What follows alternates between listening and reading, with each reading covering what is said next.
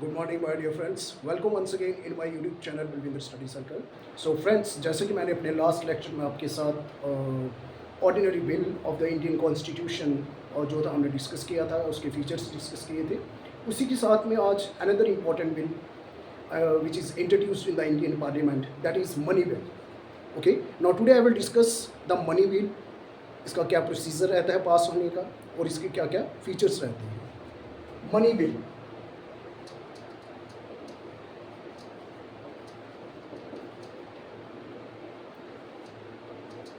Money bill of the Indian constitution. So money bill की अगर हम बात करें, its provisions are mentioned under Article 110 of the Indian Constitution. So money bill के साथ कौन सा आर्टिकल जो है लिंक्ड है, that is article 110 of the Indian constitution deals with the money bill. अब ये मनी बिल क्या रहता है? Any bill which deals with any bill which deals with imposition,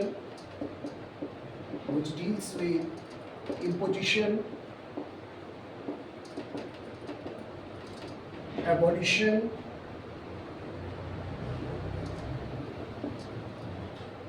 remission, alteration or regulation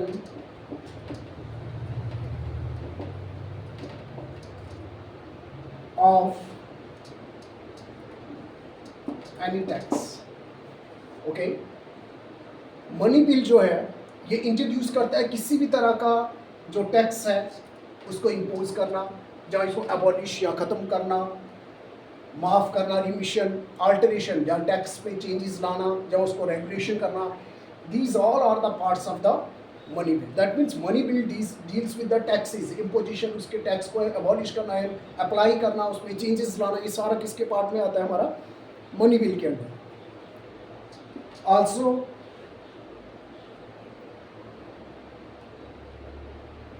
it also deals with payment into or withdrawal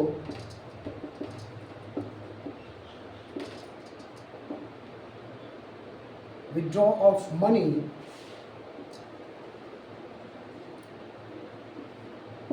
from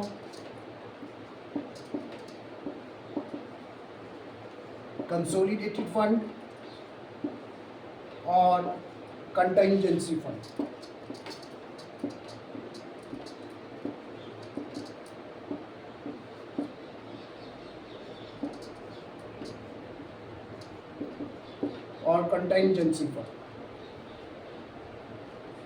और इसी तरह जैसे two different types of ये इंपॉर्टेंट फंड्स हैं, consolidated fund of India and contingency fund of India. Okay, so जितना भी tax amount वगैरह जो भी है, कलेक्शन ऑफ टैक्सेस, वो सब जो है इन फंड्स में कंसोलिडेटेड फंड ऑफ इंडिया में जाती है और इसी से जो है बजट में पैसा जो है इन्हीं फंड से दिया जाता है। किसी भी तरह की पेमेंट, पैसा आना कंसोलिडेटेड फंड ऑफ इंडिया में और कंटिजेंसी फंड ऑफ इंडिया में, और इसमें से पैसा विड्रॉ होना, निकालना, ये भी अगर निकालना हो किस प्रोसेस से निकलता है? मनी बिल की हेल्प से। जैसे जब बजट पेश होती है तो बजट के बाद में जो पैसे की ज़रूरत, जो ग्रांट्स डिस्ट्रीब्यूशंस होती हैं, so that is all the part of the money bill, जो कि कंसोलिडेटेड फंड ऑफ और कंटिजेंसी फंड ऑफ इंडिया में। तो यूजुअली मनी जो है वो कंसोलिडेटेड फंड ऑफ इंडिया से निकाली जाती है अंडर नॉर्मल कंडीशंस, और जिसमें पार्लियामेंट का अप्रूवल चाहिए होता है। और कंटिजेंसी फंड ऑफ इंडिया किसके कंट्रोल में होता है? प्रेसिडेंट ऑफ इंडिया में। ये तब होता है जब कभी कुछ नेचुरल डिज़ास्टर्स वगैरह इमरजेंसी पड़ जाए फंड्स की और पार्लियामेंट सेशन में ना हो, उस वक्त जो है कि हम वेट नहीं कर सकते हैं कि पार्लियामेंट आएगा सेशन में और उसको अप्रूवल मिलेगा, तो इमरजेंसी तौर पे प्रेसिडेंट ऑफ इंडिया की परमिशन से पैसा कंटिजेंसी फंड ऑफ इंडिया से निकाला जाता है। क्लियर? नाउ नेक्स्ट, ओके, और इसी के साथ में कुछ जैसे appropriation,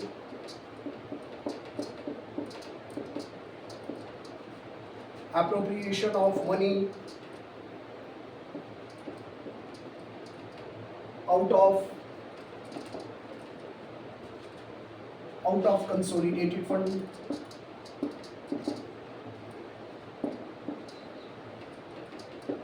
out of consolidated fund of India, any expenditure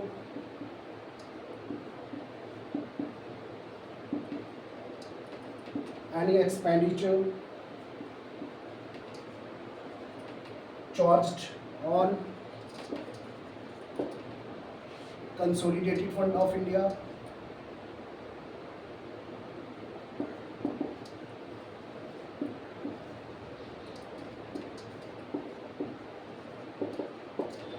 ठीक है, चार्ज ऑन जो भी एक्सपेंडिचर चार्ज ऑन, जैसे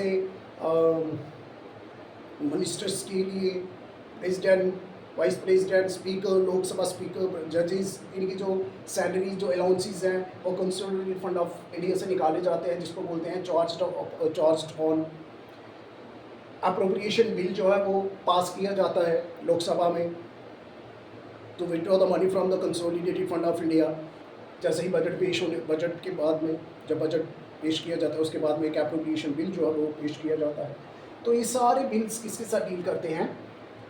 हमारे मनी बिल के साथ। Okay, but remember one thing, we have to note one thing very important, कि मनी बिल जो है does not deals with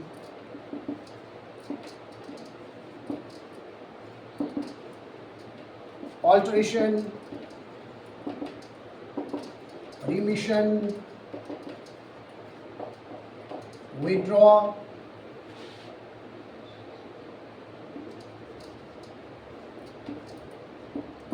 money from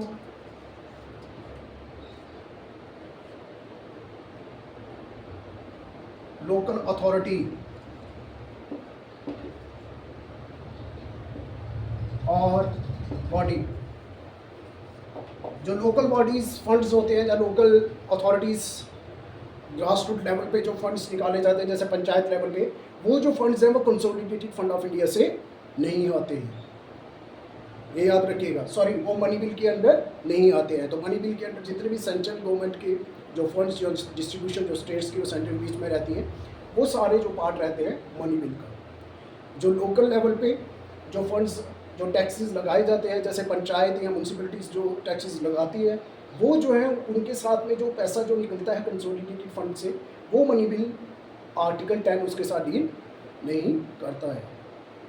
okay, तो ये था मनी बिल। नाउ अब इसका प्रोसेस क्या रहता है, which is important. Okay, so features इसके कुछ इम्पॉर्टेंट जो फीचर्स हैं मनी बिल के, वो क्या रहते हैं। और जैसे कि अगर बात की जाए, it can be introduced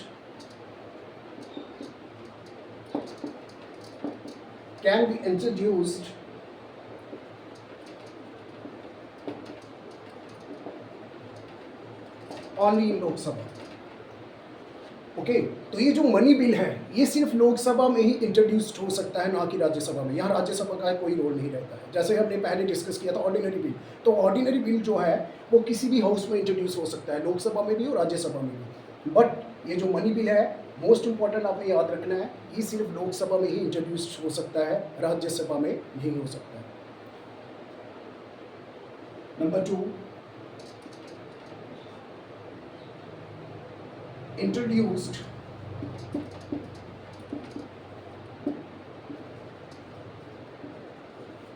only by a minister,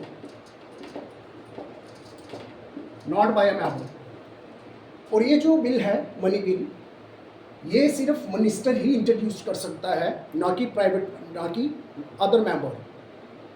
जैसे ऑर्डिनरी बिल था, उसको कोई भी मेंबर जो है वो इंट्रोड्यूस कर सकता था, मेंबर भी इंट्रोड्यूस कर सकता है, मिनिस्टर भी। दैट मीन्स वो पब्लिक बिल भी आता है और प्राइवेट बिल। ये सिर्फ पब्लिक बिल की कैटेगरी में आता है money bill, not in the private member bill. Clear? Number 3, can be introduced on the recommendation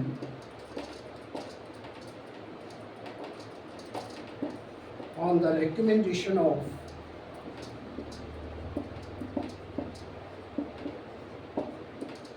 president of India. Okay, तो मनी बिल जो है इसको इंट्रोड्यूस करने के लिए प्रेसिडेंट की प्रियोर रिकमेंडेशन ज़रूरी है। दैट मीन्स इस बिल को इंट्रोड्यूस करने से पहले लोकसभा में प्रेसिडेंट की रिकमेंडेशन लेना ज़रूरी है। अगर प्रेसिडेंट रिकमेंड कर दे तो ये बिल इंट्रोड्यूस किया जाता है। जैसे ऑर्डिनरी बिल के केस में ऐसा नहीं है, वहाँ पे प्रेसिडेंट की रिकमेंडेशन लेने की ज़रूरत नहीं होती है बिल को इंट्रोड्यूस करने से पहले। But in case of money bill यहाँ पे प्रेसिडेंट की प्रियोर रिकमेंडेशन ज़रूरी होती है। Only on the recommendation of president ये बिल जो है इंट्रोड्यूस किया जाता है लोकसभा में। Clear? Next,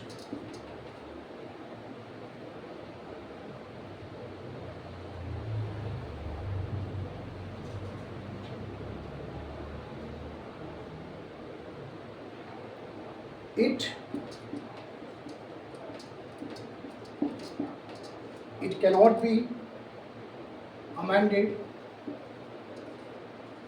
or rejected. It cannot be amended or rejected by the Rajya Sabha.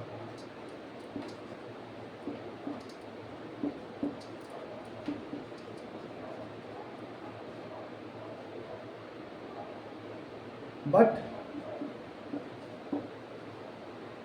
can give recommendations. But can give recommendations.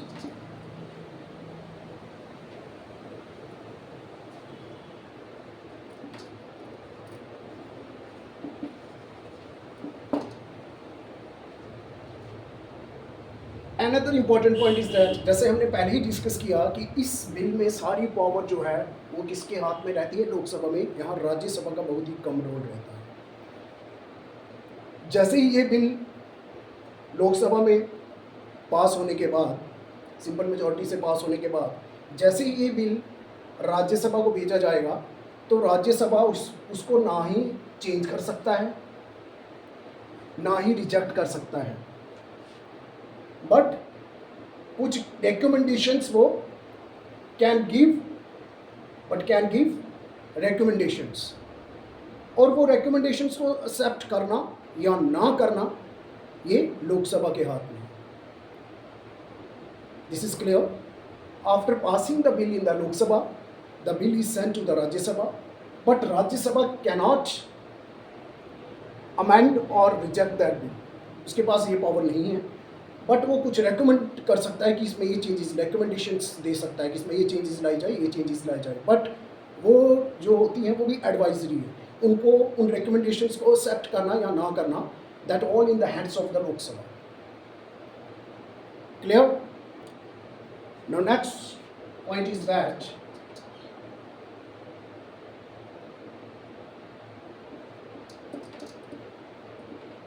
it can be detained or kept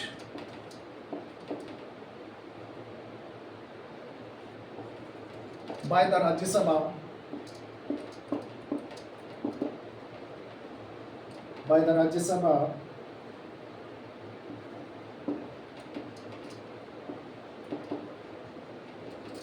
for maximum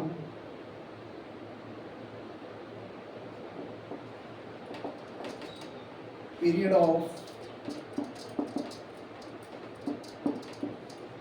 14 days. That means जब ये bill pass होता है किसमें, लोकसभा में पास होने के बाद ये बिल किसको भेजा जाता है, राज्यसभा को।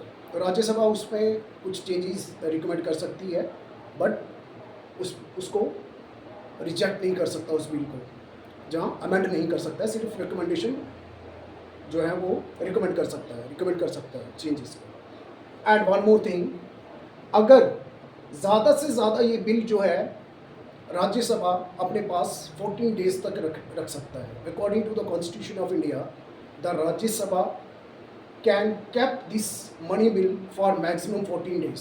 अगर 14 डेज तक राज्यसभा बिल को वापस ना करे, कोई चेंजेस ना बताए, कुछ रिकमेंडेशंस ना दे, तो ये बिल ऑटोमेटिकली पास हो जाता है। Clear? That means it clearly shows that Rajya Sabha has no power in case of money bill. All power lies in the hands of the Lok Sabha. सारी पावर्स लोक सभा के पास रहती है मनी बिल पास होने के cases में। राज्य सभा ज़्यादा से ज़्यादा 14 डेज तक उस बिल को अपने पास रख सकता है, चाहे चेंजेस ले ना दे, कुछ भी एक्शन ले, चाहे ना ले, चाहे पास करे चाहे ना करे।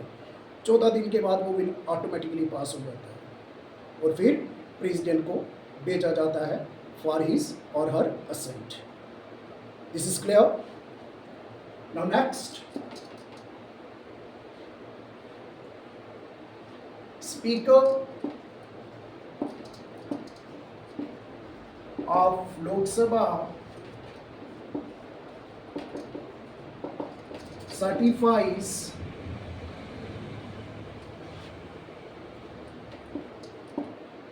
a bill to be a money bill. कोई भी फाइनेंशियल बिल होगा और उस बिल को बताना कि ये मनी बिल है कि नहीं है, ये सारी पावर किसके हाथ में रहती है? Speaker of Lok Sabha. This is very important. That means final authority कौन है जो डिसाइड करती है कि इस बिल को मनी बिल की कैटेगरी में रखा जाए कि ना रखा जाए? स्पीकर ऑफ द लोकसभा के पास ये पावर रहती है। This is an extra power, additional power in the hands of the speaker. वो डिसाइड करता है कि ये पर्टिकुलर बिल को मनी बिल कंसिडर किया जाए या ना किया जाए, जबकि अदर बिल्स में ऐसा नहीं रहता है। This is another important point.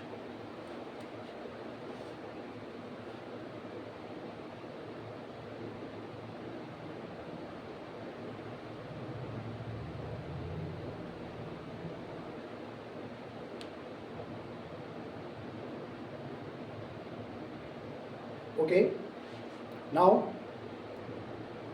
Okay, और अगर 14 डेज तक कोई एक्शन ना हो तो बिल ऑटोमेटिकली जो है पार्लियामेंट में पास हो जाता है। दैट मीन्स अल्टीमेट पावर किसके हाथ में रहती है इस बिल को पास करने की? That is only in the hands of the Lok Sabha. Simple majority से बिल वहाँ पे पास हो जाएगा।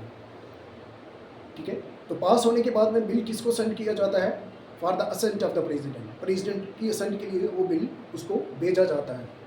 अब प्रेसिडेंट क्या कर सकता है इस बिल को?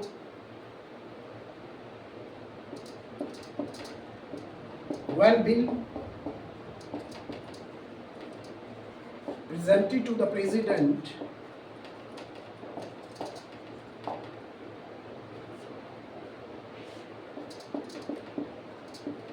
he or she can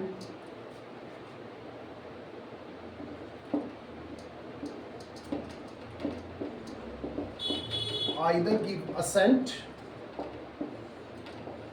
or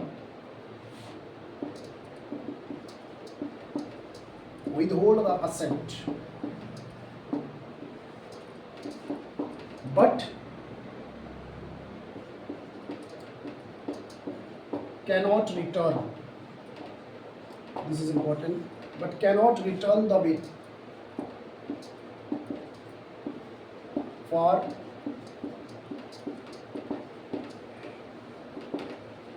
reconsideration. This is very important point. A bill पास होने के बाद में पार्लियामेंट में, ये बिल पास होने के बाद में, दैट मीन्स लोकसभा जब इस बिल को पास करती है और अल्टीमेटम टाइम राज्यसभा के में तो इसमें कोई रोल ही नहीं है, तो पास होने के बाद ये बिल प्रेसिडेंट के पास भेजा जाता है उसकी असेंट के लिए। अब प्रेसिडेंट इस बिल मनी बिल के केस में क्या कर सकता है? यहाँ तो उस बिल को अपनी असेंट दे सकता है, मंजूरी दे सकता है, या फिर अपनी मंजूरी को रोक सकता है, उस बिल को असेंट ही ना दे, विदहेल्ड कर ले। बट उस बिल को वापस नहीं भेज सकता है। Can not return the bill for reconciliation. जैसे in case of ordinary bill था, वहाँ पे वो असेंट दे भी सकता था, नहीं भी दे सकता। अपनी सारी डिफरेंट वीटो पावर्स रहती हैं, suspensive veto, pocket veto, absolute veto, वो तीनों वीटो पावर्स यूज़ कर सकता है ऑर्डिनरी बिल के केस में, जो हमने पहले डिस्कस किया। बट यहाँ पे अंडर दिस कंडीशन प्रेसिडेंट अपनी 2 वीटो पावर्स यूज़ कर सकता है। बट सस्पेंसिव विटो मीन्स कि बिल को वापस नहीं भेज सकता है। जैसे ही उसके पास बिल आया, जहाँ तो उसको असेंट देनी है या फिर उसको विदहेल्ड करनी है, रोक के रखना है, कोई असेंट नहीं देनी है, बट बिल को रिटर्न वापस पार्लियामेंट के पास नहीं भेज सकता है रिकन्सिलिएशन के लिए। This is very important point. That means यहाँ पे वो सस्पेंसिव विटो यूज़ नहीं कर सकता। Clear? And also there is no provision of joint sitting.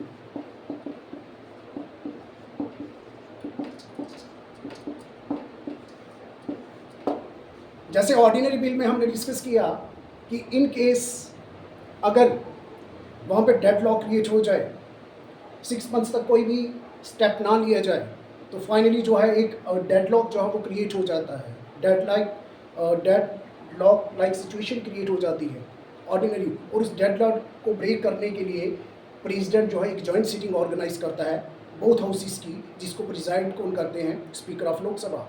But in case of money bill यहाँ पे जॉइंट सीटिंग का प्रोविज़न नहीं। क्यों नहीं है? बिकॉज यहाँ पे राज्यसभा का कोई रोल ही नहीं है। ये बिल सिर्फ लोकसभा में ही पास होना चाहिए। राज्यसभा के पास इसके पास कोई भी रिजेक्शन अमेंडमेंट्स की पावर नहीं है। विद इन 14 डेज उसको बिल को रिटर्न करना है, या नहीं करेगा फिर भी बिल ऑटोमेटिकली जो है वो पास हो जाएगा। Okay okay. और मनी बिल को पास होने के लिए simply we know requires only